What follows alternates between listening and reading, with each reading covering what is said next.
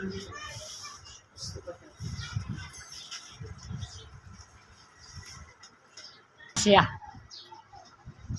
सवाई 4 रुपये पे दीजिए कादा।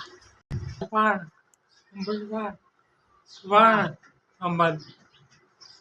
ਸਲਾਮ ਅਲੈਕੁਮ। ਦੋ ਬੱਚੇ ਮੇਰੇ ਮਜ਼ਦੂਰ ਨੇ, ਮੰਜੀ ਤੇ ਪਏ ਹੋਏ ਨੇ, ਤੇ ਇੱਕ ਮੇਰਾ ਬੇਟਾ ਹੈਗਾ ਉਹ ਵੱਖਰਾ ਹੋ ਗਿਆ, ਲੈਦਾ ਨੂੰਹ ਨਾਲ ਮੇਰੀ ਬਣ ਨਹੀਂ ਬਣੀ, ਤੇ ਆ ਬੱਚਿਆਂ ਨੂੰ ਮੈਂ ਮਕਾਨ ਮੇਰਾ ਕਿਰਾਏ ਤੇ ਜੇ ਕਿਸੇ ਰਿਸ਼ਤੇਦਾਰ ਦਾ ਹੈਗਾ, ਤੇ ਥੋੜਾ ਮੁਨਾਸਬ ਕਿਰਾਇਆ ਲੈਂਦੇ ਪਏ ਨੇ ਉਹ, ਤੇ ਬੱਚਿਆਂ ਨੂੰ ਮੈਂ ਕੰਮ ਕਰਕੇ ਤੇ ਬੱਚਿਆਂ ਦਾ ਮੈਂ ਢਿੱਡ ਪਾਲਣੀ ਆ।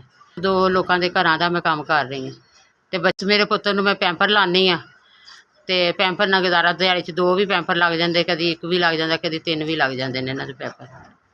ਬਾਜੇ ਟਾਈਮ ਮੇਰੇ ਕੋਲ ਇੱਕ ਪੈਂਪਰ ਲਈ ਵੀ ਨਹੀਂ ਪੈਸੇ ਹੁੰਦੇ ਕਿ ਬੱਚਾ ਭਰ ਕੇ ਬੈਠਾ ਹੁੰਦਾ, ਤੇ ਮੈਂ ਵੇਖਦੀ ਨਹੀਂ ਆ ਕਿ ਇਹਦਾ ਕੀ ਕਰਾਂ।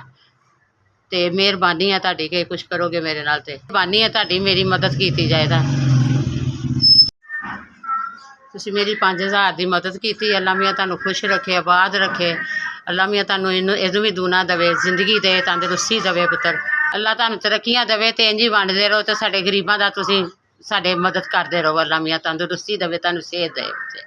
ਤੁਸੀਂ ਮੈਨੂੰ 5000 ਦੇ ਕੇ ਮੇਰੀ ਮਦਦ ਕੀਤੀ ਹੈ, ਤੁਹਾਡਾ ਭਲਾ ਹੋਵੇ, ਅੱਲਾ ਮੀਆਂ ਸਿਹਤ ਦੇ। कमी ना होवे सब दो, कमी ना आवे सब दो, सान खुश रखे, सामने रखे।